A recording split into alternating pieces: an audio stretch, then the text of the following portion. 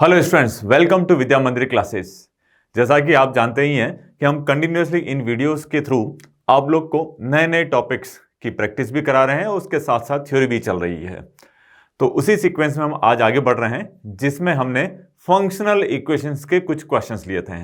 Last video में अगर आपने नहीं देखा हो तो डिस्क्रिप्शन के अंदर हमारा जो लिंक दिया हुआ है लास्ट वीडियो, जिसमें हमने पार्ट 1 में फंक्शनल इक्वेशंस की क्या कंसेप्ट होता है, कैसे इसको सॉल्व करना चाहिए और उसके साथ साथ उसके बेसिक एग्जांपल्स वो हमने कवर किए थे। तो पहले आई रिकमेंड कि पहले आप उस वीडियो को देखें, उसके बाद इस पार्ट को देखें। It's a part 2 and part 1 we have covered the theory and some basic examples of functional equations. तो पहले आप वो देखेंगे, इसके बाद पार्ट 2 आपको थोड़ा सा और क्लियर होगा। So please see that video and after that we can move on to this video. अब यहां पर क्या हो रहा है कि हमने जो क्वेश्चन लिए हैं वो कुछ प्रीवियस ईयर जेई मेन के और जेई एडवांस के कुछ क्वेश्चंस हैं जिनमें फंक्शन को डायरेक्टली नहीं दिया जा रहा है, लेकिन उसके रिलेटेड कोई एक इक्वेशन बनाई जाए और फिर उस पर बेस्ड कुछ क्वेश्चंस बने हुए हैं। तो देखते हैं आज का फर्स्ट क्वेश्चन। इसमें फंक्शनल इक्वेशन दी है 3fx plus 2f x plus 59 upon x minus 1 equal to 10x plus 30 for x not equal to 1। वो तो ऑब्वियस है क्योंकि यहां x माइनस 1 डिनोमिनेटर में आ रहा है, तो x can not be the value 1। But इसमें पूछा क्या गया है कि f ऑफ 7 की वैल्यू क्या होगी। अब आप सोच रहे होंगे कि यार फंक्शनल इक्वेशन तो दी हुई है, फंक्शन तो हम निकाल नहीं पाए, लेकिन f7 कैसे निकालेंगे। तो ऐसे क्वेश्चंस में सिंपल सा कंसेप्ट क्या होता है कि आप अगर फंक्शनल इक्वेशन को देख करके अगर फंक्शनल सॉल्व कर पाए, जैसे कि हमारी पिछली वीडियो में पार्ट 1 में आपने देखा होगा कि हमने कुछ स्टैंडर्ड फंक्शनल इक्वेशंस लिखी थी जिसमें f of x y plus f of y equals to f x into f y जैसे इक्वेशंस थे, या फिर उनका प्रोडक्ट हो गया, डिफरेंस हो गया, ऐसे कुछ 5-6 हमारे पास बेसिक फंक्शनल इक्वेशंस थी। और उस पर बेस्ड हमने बोला था कि ऐसे फंक्शंस हमेशा उन इक्वेशंस को सेटिस्फाई करेंगे। अगर वो आपको याद है तो बहुत बढ़िया, लेकिन अगर मान लो उनसे रिलेटेड फंक्शनल इक्वेशंस आती है तो आप सॉल्व कर सकते हैं क्वेश्चंस को। अगर फंक्शन सॉल्व हो गया तो कुछ भी निकाल सकते हैं हम। लेकिन मान लो कि हमारी इक्वेशन भी उन तरह में से कोई मैच नहीं करी, जैसे कि यहां पर 3fx plus 2fx plus 59 upon x minus 1, ये किसी भी उन बेसिक फंक्शनल इक्वेशन से मैच नहीं कर रही है, तो हम डायरेक्टली फंक्शन को गैस नहीं कर पा रहे हैं। अब फंक्शन नहीं हो पा रहा है तो क्वेश्चन कैसे सॉल्व किया जाए। फिर होता है कि x की कुछ वैल्यूज पुट करनी है। x की वैल्यूज पुट करने से अब मैं कोई ना कोई एक रिलेशन दिखेगा। जैसे मुझे f ऑफ 7 चाहिए तो मैं चाहूंगा कि x की वैल्यू 7 पुट करें जिससे कि फर्स्ट टर्म हमारा f ऑफ 7 मिल जाए। लेकिन होगा क्या कि ये जो सेकंड टर्म है ना f ऑफ, यहां पर जब x की वैल्यू 7 रखोगे तो ये कुछ एक और अननोन की वैल्यू जरूरत पड़ेगी, वो हमारे पास नहीं है। लेकिन ऐसा अपन नहीं कह सकते हैं कि अननोन कैसे सॉल्व करेंगे, कुछ वैल्यूज पुट करें तो हो सकता है कि अननोन भी सॉल्व हो जाए। अब क्वेश्चन बनाया तो अननोन सॉल्व होगा ही होगा। सो लेट अस से कि x इक्वल्स टू 7 पुट किया जाए और देखते हैं कि वैल्यूज क्या बन रही है। सो x इक्वल्स टू 7 पर 3f ऑफ 7, यहां पर अगर 7 पुट कर रहे हो तो 7 प्लस 59 66 डिवाइडेड बाय 7 माइनस 1 6, तो 66 upon 6 is 11। So we got the second term as f of 11 multiplied by 2, और वही वैल्यू राइट हैंड साइड में भी पुट करनी है। राइट साइड में जब पुट करेंगे तो 7 इंटू 10 70 प्लस 30 दैट कम्स 100। इसको ले लेते हैं इक्वेशन नंबर 1। एक इक्वेशन तो आगे जो कि हमें क्वेश्चन पूछा था उसी से रिलेटेड। अब ये f ऑफ 11 कैसे सॉल्व करेंगे। तो हमेशा इन क्वेश्चंस के अंदर कोई ना कोई हिडन चीज होती है जो कि हम प्रैक्टिस से सीखेंगे। ऐसा कोई स्टैंडर्ड मेथड तो नहीं है कि आप उसको फॉलो करो और आपको हमेशा वो अननोन, जैसे आप 11 आ रहा है, मान लो x की वैल्यू 1 पुट करते तो कोई और x की वैल्यू 1 नहीं 2 3 4 एक्सेप्ट 1, अगर वो कोई वैल्यूज पुट करते तो सेकंड टर्म भी हमारा कुछ मिलता, फर्स्ट टर्म भी कुछ मिलता, तो कोई अननोन इन्वॉल्व हो जाते हैं। अब उनको सॉल्व करने का तरीका क्या, purely depends on the equation. जैसे यहां पर मुझे f ऑफ 11 चाहिए, तो अगर समहाउ मैंने x की वैल्यू 11 पुट करी तो कुछ रिलेटेड टर्म्स आ गए तो मैं सॉल्व कर सकता हूं। So let's put it and check कि कौन से टर्म्स मिलते हैं।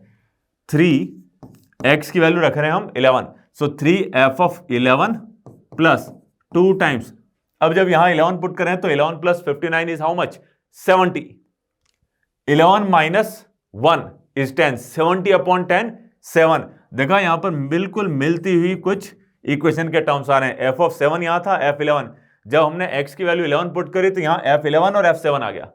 राइट साइड में जो x की वैल्यू 11 पुट करी थी वही 11 इंटू 10 110 प्लस 30 140 आता है। इसको लेते हैं हम इक्वेशन नंबर 2। अब दो इक्वेशन है और दो ही अननोन, कौन से? f(7) और f(11), दोनों को सॉल्व कर सकते हैं। Two equation, two unknown. अब ये अलग बात है कि यहां पर हमें मिलते जुलते टर्म्स मिल गए।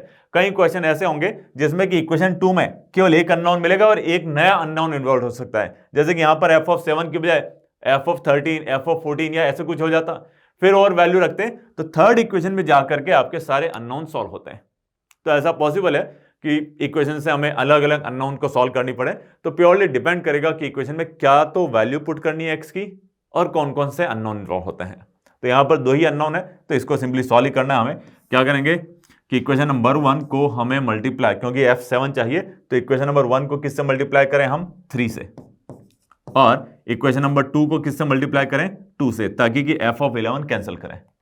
सो 2 टाइम्स सेकेंड इक्वेशन लिखते हैं माइनस करके, 3 से करेंगे तो 9f(7) plus 6f(11) equals to 300, minus करना है 2 times second equation 6f(11) plus 4f(11) और 140 इंटू 2 इज 280, माइनस किया जाए तो माइनस करने से ये f(11) तो कैंसिल हो गया। f(7) में क्या बचेगा? 5 टाइम्स f(7), सॉरी यहां पर ये 11 रख दिया, हमें f(7) आना चाहिए, तो 5 टाइम्स f(7), इधर माइनस करते हैं तो ये 20 रहा, 300 माइनस 280, 5 डिवाइड करेंगे तो f(7) कितना हो जाएगा? 4 के इक्वल। तो 4 हमारा second option is the correct answer. ऐसे ही अपने और भी क्वेश्चंस अगर मिले तो पुट करके देखिए। ये थोड़ा सा आपको प्रैक्टिस रिलेटेड क्वेश्चंस है, कुछ खास नया कंसेप्ट नहीं है, बस ये है कि थोड़ी सी प्रैक्टिस करोगे तो आइडिया लग जाएगा कि एक्स की क्या वैल्यूज पुट करनी चाहिए और इसके थोड़े से मेथड्स आपको सीखने पड़ेंगे। तो उसी को सीखने के लिए हम नेक्स्ट वाला एग्जाम्पल लेते हैं जिसमें फंक्शन दिया हुआ है लेकिन वेरिएबल क्लियर नहीं है कि फंक्शन का जो वेरिएबल है एक्स तो नहीं है, क्योंकि एक्स में 1 प्लस एक्स ऐड कर दिया गया है। तो अगर x प्लस 1/x है तो डायरेक्टली वेरिएबल x नहीं ले सकते हम। Function is not given directly in the variable x, x की बजाय x प्लस 1/x कर दिया है। तो अगर हमें कोई पर्टिकुलर फंक्शन ही सॉल्व करना है, या मान लो पूछते थे कि यार x की वैल्यू 3 पुट करने पर f(3) की वैल्यू क्या आएगी, f(4) का वैल्यू क्या आएगा, तो एग्जैक्टली फंक्शन होता तो सॉल्व कर पाते हैं। तो हमें पहले फंक्शन को सॉल्व करना है कि f(x) होगा क्या। यहां पर सीधा पूछा है fx, बट इसको अलग तरह से भी पूछा जा सकता है।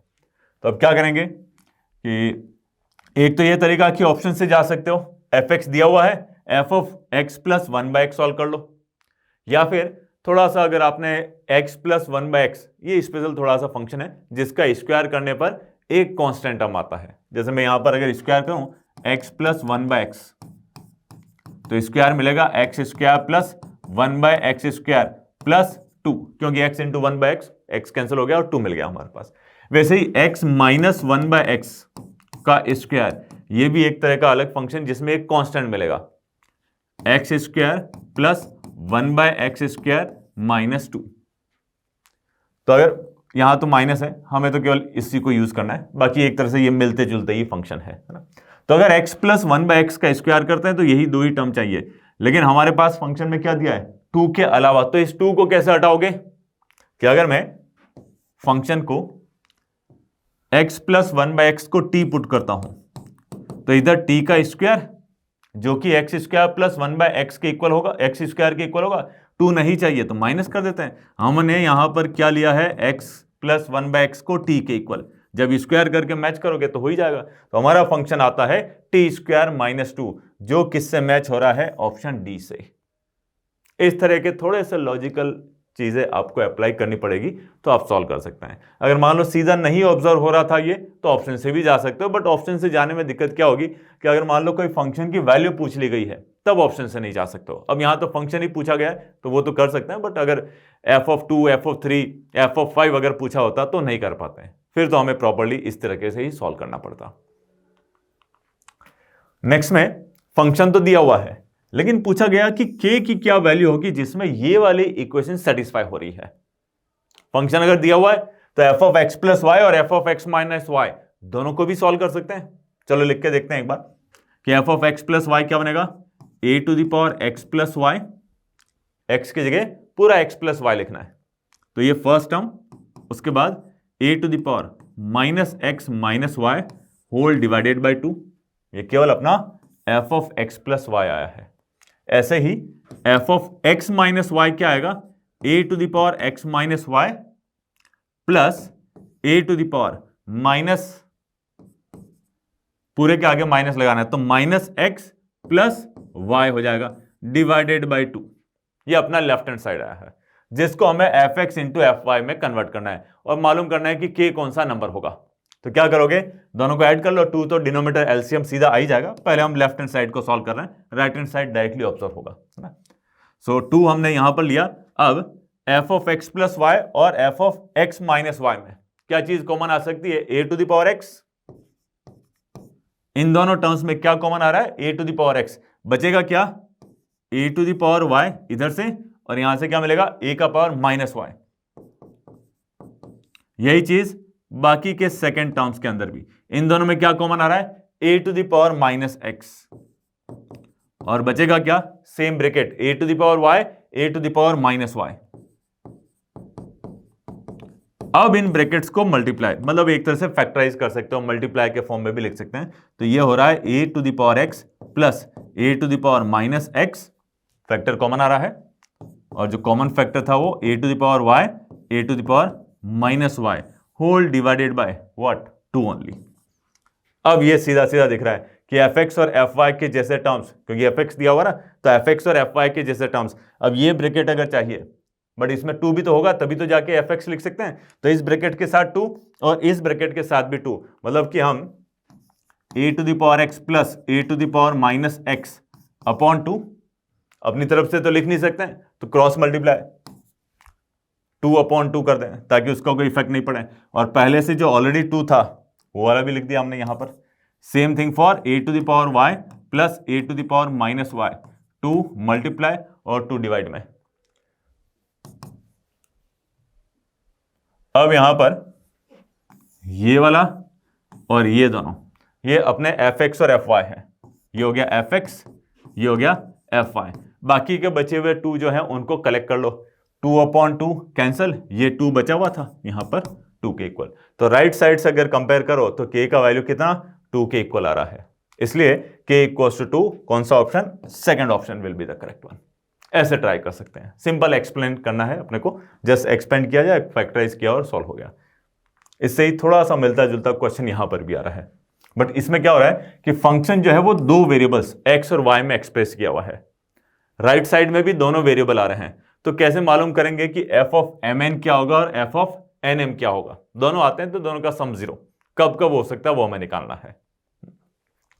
तो एक तो ये लगता है कि समहाउ अगर ये x प्लस वाई बाय 8 और x माइनस वाई बाय 8, उनमें क्या ऐसे चेंजेस करें कि ये जो पोजीशन है केवल एक वेरिएबल के लिए हो जाए और ये वाली पोजीशन जो वो केवल अनदर वेरिएबल, सेकंड वेरिएबल के लिए हो जाए। तो ऐसा क्या हम अज्यूम करें कि f ऑफ mn, मतलब कि फर्स्ट पोजीशन एक ही वेरिएबल में हो, सेकंड पोजीशन वो भी एक ही वेरिएबल में हो, ये आ जाए। तो अभी क्या कर सकते हैं कि x plus y by 8 single variable, let's say a, x minus y by 8 इसको अनदर वेरिएबल b पुट कर लेते हैं।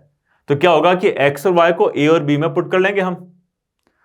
x और y सॉल्व करना भी आसान है, राइट साइड में जो x और y आएगा वो a और b में कन्वर्ट हो जाएगा।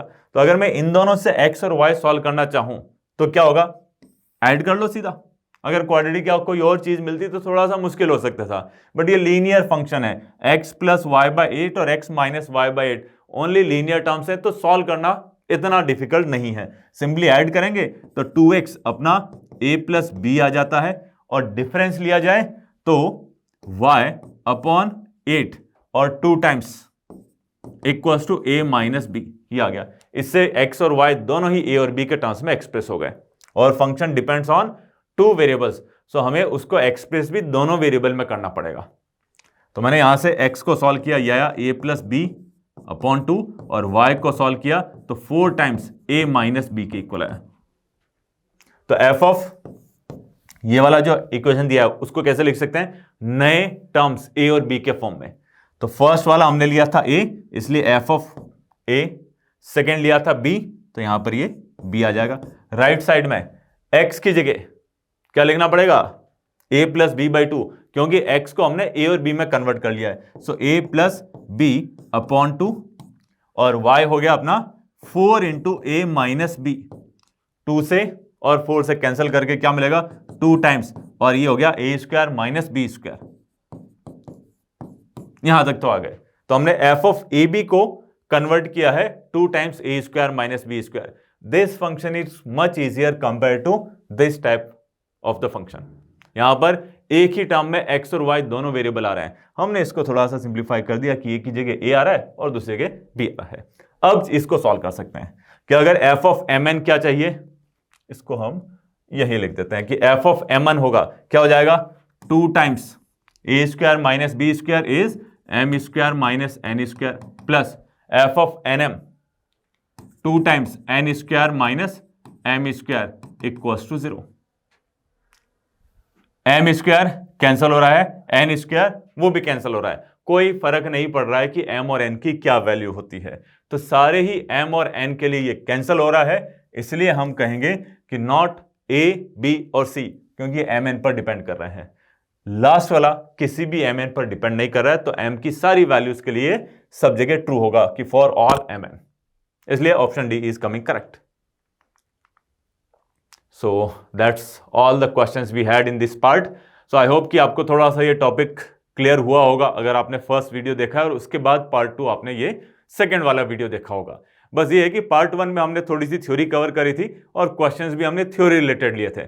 पार्ट 2 के अंदर थ्योरी से हट के क्वेश्चंस, लेकिन all the questions comes under the same topic, functional equations. तो यहाँ पर थोड़ी सी टेक्निक्स मैंने ट्राई की है कि आपको सिखा सकें कि अगर क्वेश्चन आए तो ये टेक्निक्स को फॉलो करके आप फंक्शनल इक्वेशंस में या तो फंक्शन को ही सॉल्व कर लो या फिर कोई पर्टिकुलर वैल्यू पूछी जाए तो वो वैल्यू भी आप सॉल्व कर सकते हैं। सो आई होप कि आपको ये वीडियो अच्छा लगा होगा, and if you really got some knowledge from this video, then please like and subscribe our channel so that कि we also get the motivation कि हमें भी ऐसे जो वीडियोस बना रहे हैं उसका आप पर एक पॉजिटिव इम्पैक्ट हो रहा है और आप इसका बेनिफिट ले पा रहे हैं। So that's all from my side. Yaspal Sumasia, your math teacher. See you in next video. Till then, bye bye. Have a good day.